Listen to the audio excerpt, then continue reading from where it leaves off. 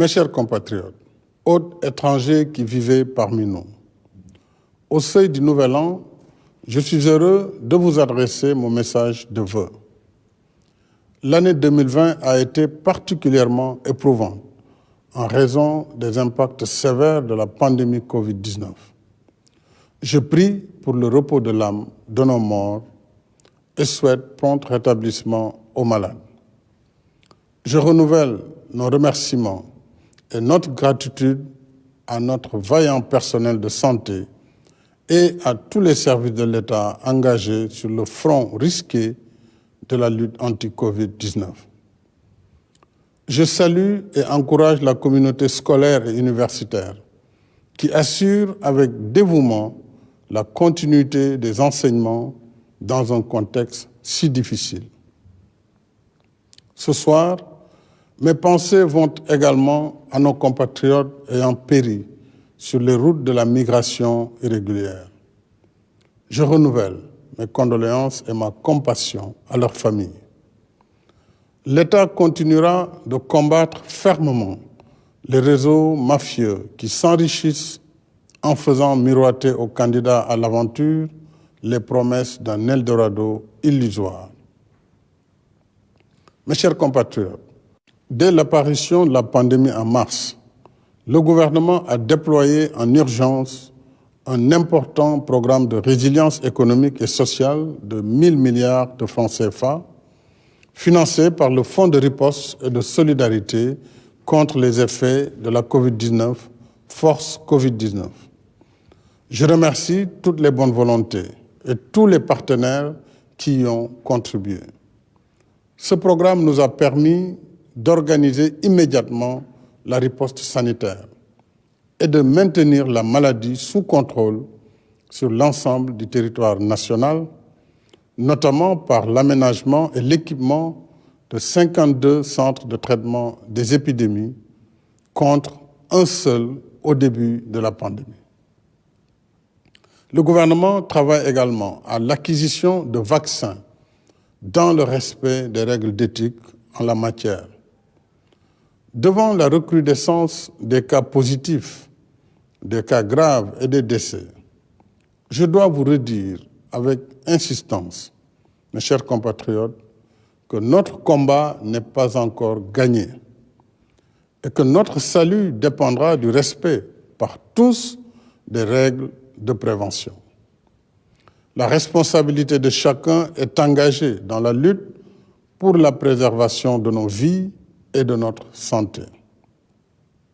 Et l'État continuera de veiller sur l'application stricte des mesures d'ordre public. En outre, le gouvernement poursuit les efforts d'amélioration de notre système de santé.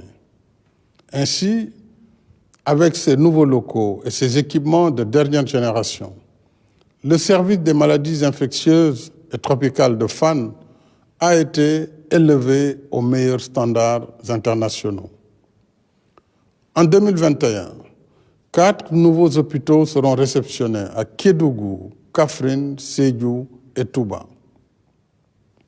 33 unités d'accueil d'urgence et 7 services de réanimation seront mis aux normes à Diourbel, Fatick, Kaffrine, Kaolack, Louga, Matam et Saint-Louis.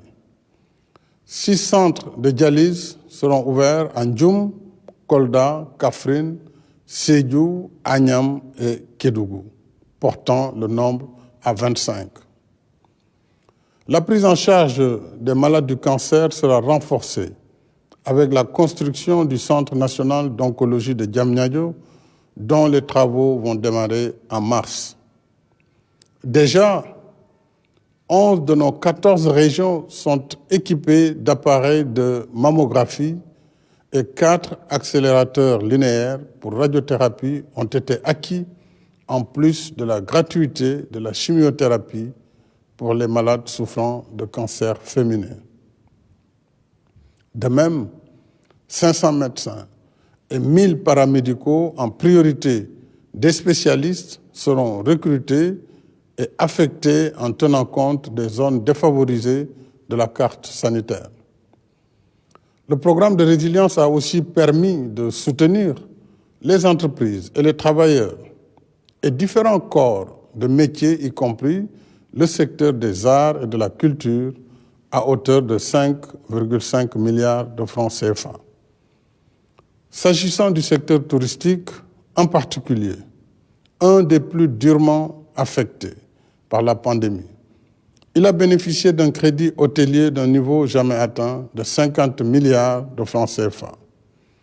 De plus, les importants travaux de protection du littoral de Saly contre l'érosion côtière sur 7 km ont permis de sauver 17 hôtels, leurs emplois et d'autres activités de la zone liées au tourisme. 1 100 000 ménages, soit environ plus de la moitié de la population sénégalaise, ont reçu le soutien de l'État.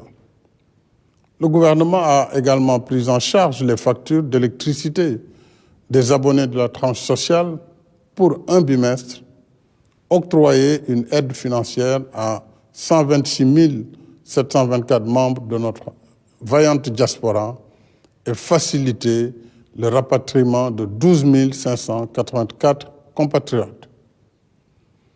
Nous déployons tous ces efforts dans un contexte de crise économique profonde qui continue d'affecter tous les pays, y compris les plus prospères. Notre taux de croissance, un des plus robustes de l'Afrique depuis plusieurs années, qui était projeté à 6,8% pour 2020, a drastiquement chuté. Mais nous rendons grâce à Dieu de nous avoir gratifiés d'un hivernage pluvieux qui nous évite la récession. Ainsi, à la faveur des prévisions météorologiques qui annonçaient une pluviométrie abondante, j'avais porté le budget de la campagne agricole 2020-2021 de 40 à 60 milliards de francs CFA, soit une hausse de 50% pour l'achat de matériel et intrants agricoles. Grâce à nos efforts, les récoltes de cette saison ont battu tous les records. C'est le cas notamment pour les céréales, riz, mil et maïs, avec 3 811 000 tonnes, couvrant ainsi 95% de nos besoins en céréales, et l'arachide avec 1 826 590 tonnes. En soutien à nos braves paysans, le prix plancher du kilogramme d'arachide a été relevé à 250 francs CFA contre 210 francs l'année dernière. La campagne de commercialisation connaît un franc succès. En même temps, il faudra assurer l'approvisionnement régulier de l'industrie huilière et la sécurisation des semences. En outre, l'aménagement des agropoles se poursuit. Les 443 fermes agricoles Natangé, pour les jeunes, occupent aujourd'hui plus de 30 500 acteurs, confortant l'agriculture ainsi que l'élevage et la pêche comme source nourricière et pourvoyeuse d'activités génératrices de revenus. L'emploi et l'auto-emploi des femmes et des jeunes restent une priorité élevée du gouvernement, parce que les femmes et les jeunes sont les forces motrices et le cœur battant de la nation. C'est pourquoi je tiens particulièrement à ce que tous les programmes qui leur sont dédiés soient toujours mis en œuvre dans l'équité territoriale, suivant des modalités souples, allégées et adaptées à leurs besoins. C'est ainsi qu'après 2 années de plein exercice, la délégation à l'entrepreneuriat rapide des femmes et des jeunes a pu soutenir 105 000 jeunes et femmes porteurs de projets dans des domaines aussi divers que l'artisanat, la pêche, l'agriculture, l'élevage, la transformation de produits locaux et le numérique, entre autres. Ces acquis probants, financés par l'État sur un budget initial de 30 milliards de francs CFA, nous ont valu la confiance des partenaires qui nous accompagnent désormais dans le cadre du programme d'appui et de valorisation des initiatives entrepreneuriales, PAVI, d'un montant de 74 milliards sur la période 2020-2022. Le PAVI, logé à la DER/FJ, permettra, entre autres, de financer plus de 14 000 initiatives entrepreneuriales, générer ou consolider environ 65 000 emplois directs et 89 000 emplois indirects, et former plus de 27 000 entrepreneurs. D'autres mécanismes sont aussi consacrés à l'entrepreneuriat, l'auto-emploi et la formation, comme le Fonds national de la microfinance, le programme Formation École Entreprise et les centres de formation professionnelle et technique, dont 15 seront réceptionnés en 2021. De même, pour soutenir l'employabilité des jeunes, l'intégralité des ressources tirées de la contribution forfaitaire à la charge de l'employeur sert à financer la filière de la formation professionnelle et de l'apprentissage au métier à travers le 3FPT. En outre, le démarrage en 2021 des travaux de construction du second parc industriel de Diamniadio sur 40 hectares ouvre de nouvelles opportunités d'investissement et de création d'emplois directs et indirects. Mes chers compatriotes, en dépit de la conjoncture économique difficile, nous poursuivons nos efforts de transformation structurelle de notre pays par la réalisation de projets d'infrastructures indispensables à notre marche vers l'émergence. Ainsi, grâce aux investissements massifs de ces dernières années, notre pays figure à présent dans le top 10 des meilleurs réseaux routiers et autoroutiers africains. En 2020, 9 projets routiers ont été achevés sur un linéaire de 425 km de routes revêtues avec leurs ouvrages connexes, ponts et autoponts, en plus des pistes rurales dont le réseau sera densifié dans le cadre de la seconde phase du PUDC. Aujourd'hui, notre pays compte 221 km d'autoroutes. En 2021, nous lancerons le chantier de l'autoroute Mbour-Fatick-Kaolack sur 100 km, suivi du projet d'autoroute Thiès-Tivaouane-Saint-Louis sur 167 km. Le chantier du bus rapide transit entre Guédiawaye et Dakar progresse et la VDN sera prolongée jusqu'à Diamniadio. S'agissant des infrastructures ferroviaires, le train express régional sera mis en service en 2021. Le deuxième tronçon sur l'axe Diamniadio-AIBD étant en phase avancée de préparation. Avec la réhabilitation du chemin de fer Dakar-Tambacounda qui débutera en 2021, nous ferons revivre et prospérer toutes les activités liées au transport de masse, des personnes et des biens par voie ferroviaire. Concernant les infrastructures portuaires, les travaux du port vraquier de Bargny-Sendou se poursuivent. Je suis également heureux d'annoncer qu'après 3 années de négociations, nous avons conclu avec notre partenaire stratégique les accords relatifs à la construction du méga-projet de port du futur à Ndayane sur 1200 hectares. Avec plus de 840 millions de dollars pour la première phase, c'est le plus important investissement privé de l'histoire du Sénégal pour réaliser le plus grand port multifonctionnel de l'Afrique de l'Ouest avec un tirant d'eau de 18 mètres. L'État sera actionnaire dans la société concessionnaire et il l'est désormais pour les autoroutes à péage.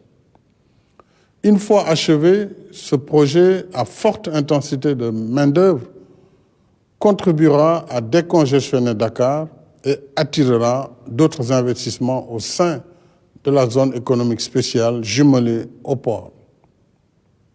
S'y ajoute que notre pays vient d'adhérer à l'initiative dite Passeport logistique mondial qui, en intensifiant considérablement le volume des activités de fret, le projette dans le cercle restreint des plus grandes plateformes maritimes et logistiques mondiales. Sur le volet aéroportuaire, l'AIBD verra sa plateforme technique renforcée avec la construction d'un centre de maintenance aéronautique. Le programme de réhabilitation des aéroports régionaux a déjà commencé à Saint-Louis et se poursuivra en janvier à l'aéroport de Ourossogui-Matam. Ces chantiers et celui de Kaolack seront livrés en 2021, en même temps que vont démarrer les travaux pour Ziguinchor, Tambacounda et Kédougou, ainsi que les études pour les aéroports de Kolda, Sédhiou, Cap Skirring, Linguère, Podor, Bakel et Simenti. À terme, c'est tout le système du transport aérien national qui sera profondément révolutionné, offrant ainsi une mobilité aérienne jamais égalée sur l'étendue du territoire national. L'électricité est une autre priorité qui catalyse la dynamique d'émergence. Nous gardons intact l'objectif d'accès universel en 2025. Chaque village, chaque foyer du pays mérite d'être éclairé. C'est cela aussi le Sénégal pour tous. D'une puissance installée de 1249 MW en 2019, nous sommes passés à 1350 MW en 2020. Le programme d'installation de 50 000 lampadaires solaires étant achevé, nous lancerons en 2021 un nouveau programme de 100 000 lampadaires solaires pour couvrir l'ensemble des communes du Sénégal et un projet d'électrification solaire de 1000 villages qui s'ajoutera à celui en cours pour 300 villages. De même, le PUDC lancera un nouveau chantier d'électrification de 2000 villages qui bénéficiera à 433 144 habitants et augmentera ainsi de 11,36% le taux d'électrification rurale. Je me réjouis également de la signature en octobre dernier du contrat de construction d'une centrale électrique à gaz de 300 MW à capitaux entièrement sénégalais. Cette première de l'histoire du Sénégal dans ce domaine illustre de façon concrète l'application de la loi sur le contenu local pour l'exploitation future de nos ressources gazières et pétrolières. Mes chers compatriotes, avec un budget de 4 589 milliards de francs CFA contre 4 251 en 2020, 2021 devra être une année de relance de l'activité économique, en dépit des aléas liés à la pandémie. C'est l'objet du plan d'action prioritaire, ajusté et accéléré, PAP 2A, issu du Conseil présidentiel du 21 septembre et du nouveau cadre juridique du partenariat public-privé. Le combat pour le développement se gagne d'abord par l'état d'esprit. Plus que jamais, nous devons rester d'attaque et garder le cap sur l'objectif d'émergence à l'horizon 2035, en reprenant avec confiance et détermination notre trajectoire de croissance. Cet objectif est à notre portée parce qu'il prend forme dans tout ce que nous sommes en train de faire, notamment la réalisation d'infrastructures, la quête de la souveraineté alimentaire, la transformation structurelle de l'économie, la formation de nos ressources humaines, la politique d'équité territoriale et d'inclusion pour l'accès de tous aux services sociaux de base. Voilà le chemin de l'émergence. Et sur la voie de l'émergence, il n'y a ni temps à perdre, ni force à disperser, ni intelligence à divertir. C'est pourquoi j'ai prescrit au gouvernement de rester dans le temps de l'action, qui signifie fast-track, travail et résultats. Et c'est pourquoi je continuerai à dialoguer pour rassembler toutes nos forces et nos intelligences au service du destin national, notre cause commune. Car de tout temps, c'est dans l'unité et la stabilité qu'une nation qui aspire à l'émergence trouve la force qui féconde son progrès économique et social. Ensemble, nous serons plus forts pour dominer les contingences de l'immédiat, vaincre l'adversité, agir sur notre présent et forger un nouvel élan vers un avenir meilleur. À chacune et chacun de vous, mes chers compatriotes, j'adresse mes vœux affectueux de bonne santé, de bien-être et de réussite. Que la paix, la sécurité et la stabilité continuent de régner sur notre cher Sénégal, afin qu'il poursuive sa marche résolue vers plus de prospérité dans l'unité et la fraternité. Bonsoir et déwénati. Mesdames et messieurs, vous venez de suivre